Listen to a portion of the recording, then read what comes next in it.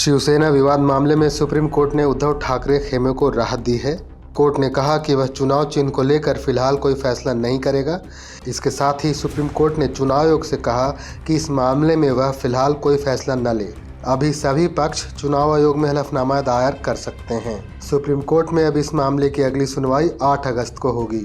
Supreme court ने मामले की सुनवाई के दौरान शिंदे गुट से सवाल पूछा कि अगर आप चुने जाने के बाद राजनीतिक दल को पूरी तरह से नज़रअंदाज कर रहे हैं तो क्या यह लोकतंत्र के लिए खतरा नहीं है।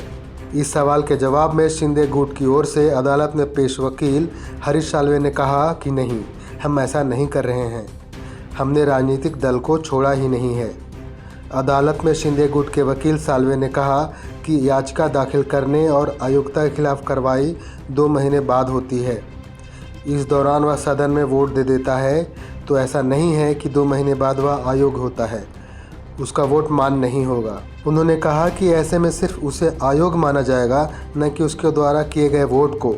वकील साल्वे की दलील पर सीजीआई ने पूछा कि जब आप अदालत आए थे तो हमने कहा था कि स्पीकर इस मामले का निपटारा करेंगे, न कि सुप्रीम कोर्ट न ही हाई कोर्ट। तो आपके कहने का मतलब है कि सुप्रीम कोर्ट या हाई कोर्ट फैसला नहीं कर सकते। आप कहते हैं कि स्पीकर को पहले फैसला करने की अनुमति दी जानी चाहिए। इस पर साल्वे ने कहा कि बिल्कुल।